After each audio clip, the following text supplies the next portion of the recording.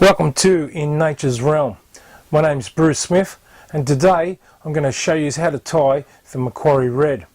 Now, the Macquarie Red is a fantastic fly. It represents the mayfly spinner, and this fly will catch you a lot of trout. So let's get straight into it and let's tie the Macquarie Red. Now, the materials you need to tie the Macquarie Red will firstly be a size 14 to size 16 long shank hook with a bit of an upturned eye. The next requirement will be orange fly tying thread in 6/0, and also you could do it in 8/0. Make sure it's a nice orange colour. The next requirement will be for the tail of the fly, microfibers. As you can see, they come in black and this one brown. For the Macquarie Red we used the brown, but there is a Macquarie Black too, which is again an imitation of the black spinner, but microfibers for the tail. For the segmentation of the fly, fine copper wire. Get as fine a copper wire as you can get so we don't add too much weight to the actual fly. The next requirement then for the body hackle is the Hoffman neck cape, and as you can see we select the feathers from, or the very small feathers of the neck there, to have a beautiful body hackle.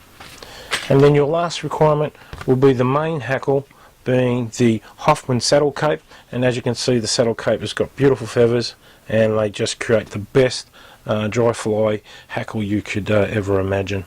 So get that for the main hackle. So that's all the materials you will need to tie the Macquarie Red. Let's tie the Macquarie Red. Now, to start off tying the Macquarie Red, we need our orange tying thread, and we start that at around about the 2/3 mark of the actual hook. Cut away the excess, and then we advance down towards the bend of the hook, and we stop when we're in line with the barb, which is around about that point there. Now at this point here, it's good to tie in a small ball of tying thread. Now this will enable us to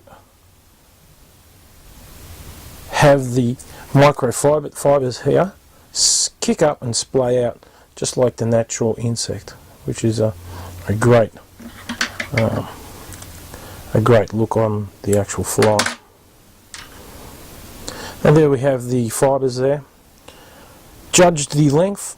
Mayfly spinners, tails, they're a little bit longer than normal, than other insects, so I like to tie them in just a little bit longer than normal. Tie them into position, and then as we work back there, that ball of tying thread will come into play, and as you can see it's kicking them up just as we tie the fibres in, and that looks great. Next requirement is very fine copper wire. This is the finest copper wire I could find, and it does the job nicely. Now put in a good length so that that copper wire will not create any, like if we were to tie that very short, we would have problems with the body of the fly being very bumpy. So we tie it in as with a good length there, and we cover it up.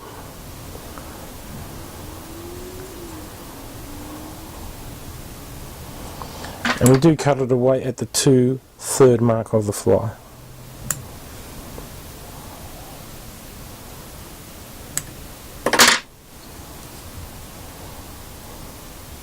Stopping around about there.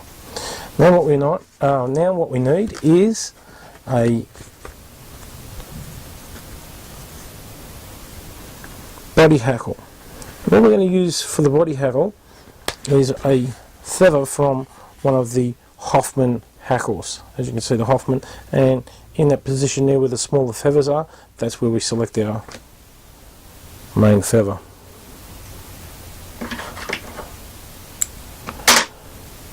Right, we tie that in at the 2/3 mark. So, with our hackle pliers,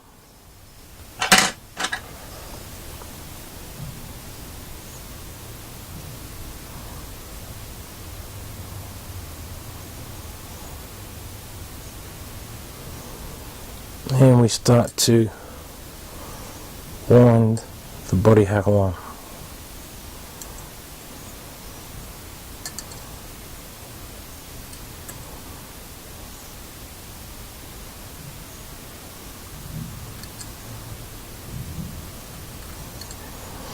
We get the copper wire and we trap that body hackle in,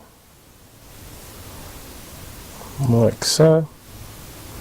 We can remove the hackle pliers now.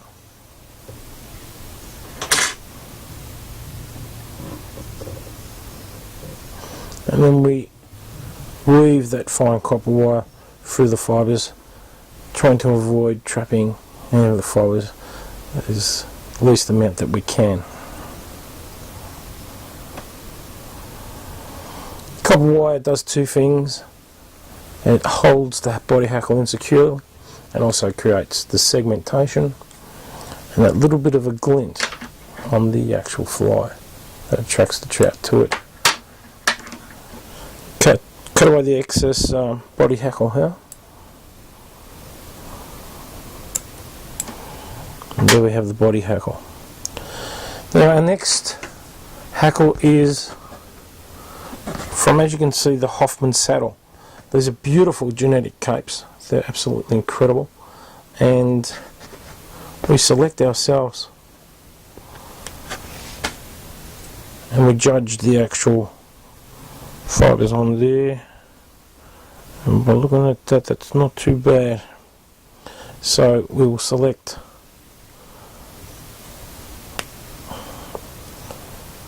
that feather there and we tie it in at the 2/3 mark, like so.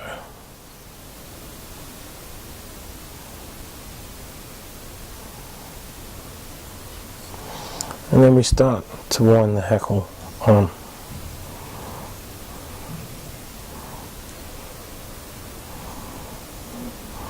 And this genetic feather produces a beautiful hackle. Tie that off,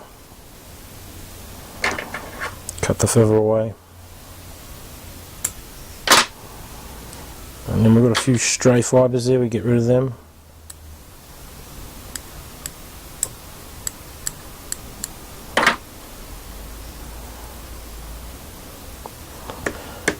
Just fix that hackle up a bit, that's nice, that's looking really good. Now we tie off the fly with our fly tying or our whip finish tool. Two or three turns of that, a couple more. As you can see, we're creating a nice little head there.